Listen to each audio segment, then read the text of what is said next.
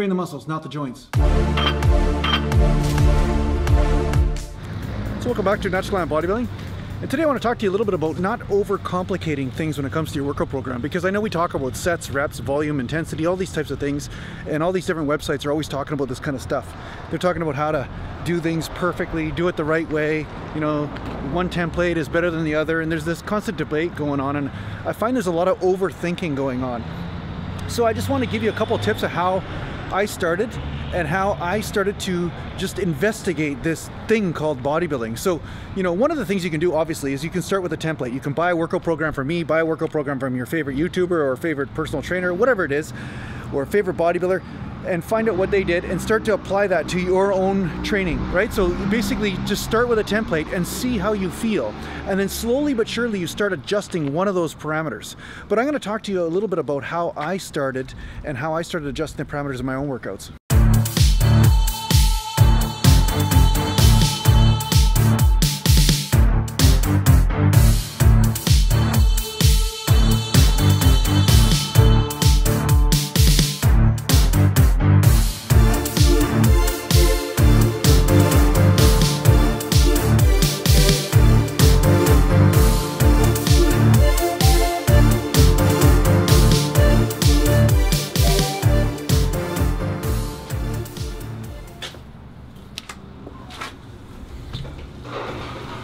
Hey, how are you?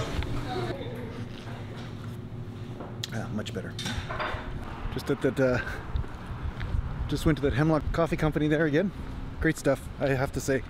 I stopped drinking coffee quite a bit. I started drinking tea instead most of the time. So I find drinking coffee once in a while is good, but if I drink it too much, it does kind of bog me down, right? So I try not to drink it too much these days. Talking along a different subject, I have to go to Chilliwack actually and look at some washing machines. So I'm gonna go look at some washing machines because my clothes all stink, and it's obviously not me. It's obviously not me. It's just the washing machine, right? That's why my clothes stink. And so yeah, I'm gonna go out there, look at some washing machines, and then I'm gonna go to the gym, and I'm gonna get a sushi meal as well. So if you guys want to join me for the ride, I'm gonna talk about this subject at the same time, in between doing these things, if you don't mind. Thanks. Pretty, eh? It's a pretty mountain. You can see that mountain from my house, but yeah, I just thought I'd stop here and show you guys that scenery because it's just awesome stuff.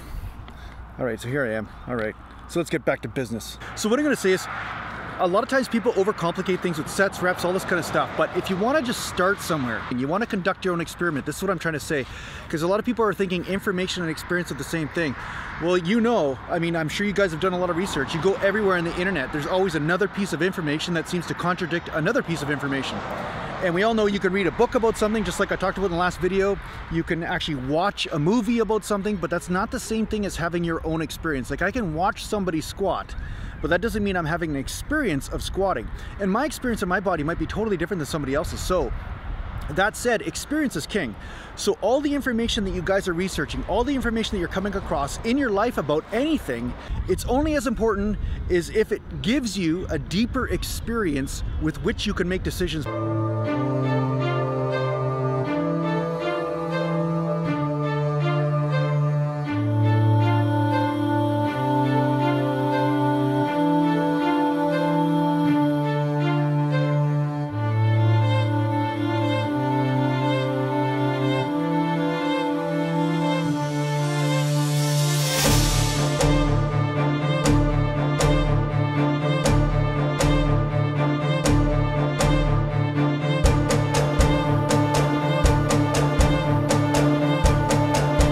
Deepening experience is the key. Deepening your experience, so always being here. Don't look over there so much. You can look over there for a bit and say, oh, I see a guy doing something. Okay, now I'm gonna try it. Okay, that's good because that's leading you to an experience. But if you're just blindly just applying information that you're reading everywhere, it's not gonna free you, because deepening your experience, that's what's gonna free you. That's what's gonna make you your own man or woman, your own wise person, okay? It's gonna make you into your own wise person. You're gonna be like, I understand the nature of the universe, right? You all of a sudden understand this. You become like a wizard.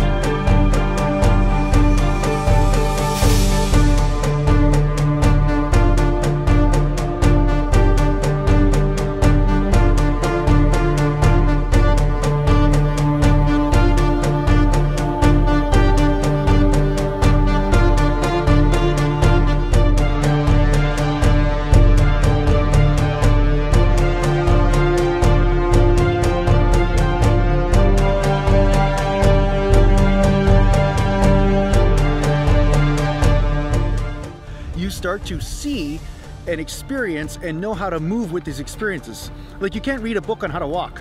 I mean, you could try, but reading a book on how to walk can get you started, but in the end, it's not going to give you the experience. And you know, if you want to learn how to walk, you got to walk. Walking is what's going to actually teach you how to walk, not reading a book about it. Like, nobody ever read a book on walking and then just jumped up and then walked perfectly. That's just not the way it works, right?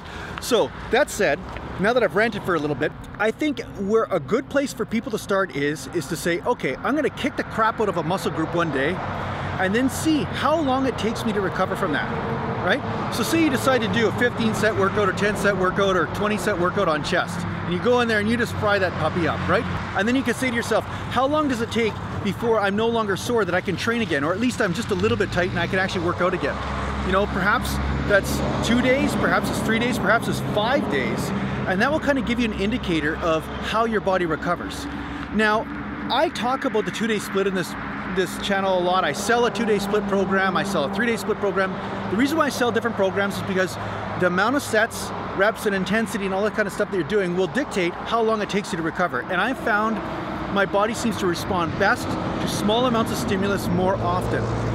But I'm right now contradicting myself too a little bit, because I'm now upping my volume, doing 10 sets of workout for each body part just to see what happens. So how you start this experiment is, like I said, you just go in the gym, you pound that muscle to death, see how long it takes you to recover. And then you pound another muscle to death, see how long it takes you to recover from that. And that is your starting point. That's where you can kind of get an understanding of, okay, I've worked out as much as I can till my muscles just feel totally exhausted, and this is how long it takes me to recover. Now you can manage this as a bro split. You can create a bro split. Like, one day you just train bis and tris, another day you train chest, another day you train back, another day you train legs, and you could just start a workout like that. Now at some point you might find that when I do 15 or 20 sets for a workout, the last 10 sets I'm actually just struggling with light weight. I'm not really working in the ideal strength range where I'm hitting heavy weights, or I'm able to do a massive amount of reps. Like, say you do 225 for a set of 30 reps on the bench, but then all of a sudden you're only doing 5 reps. Well, now we're kind of getting into endurance training, which can have some benefit, but is it the optimal benefit? And this is where you can start experimenting. You could say, okay, well, what happens when I only do 10 sets? How long does it take me to recover? When I only do 5 sets, how long does it take me to recover?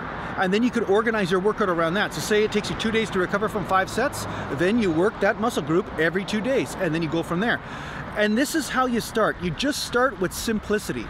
That's really the point of this video. Simplicity is the key, and then you can just manage one parameter at a time. You don't have to get all complicated trying to come up with the rules of the universe.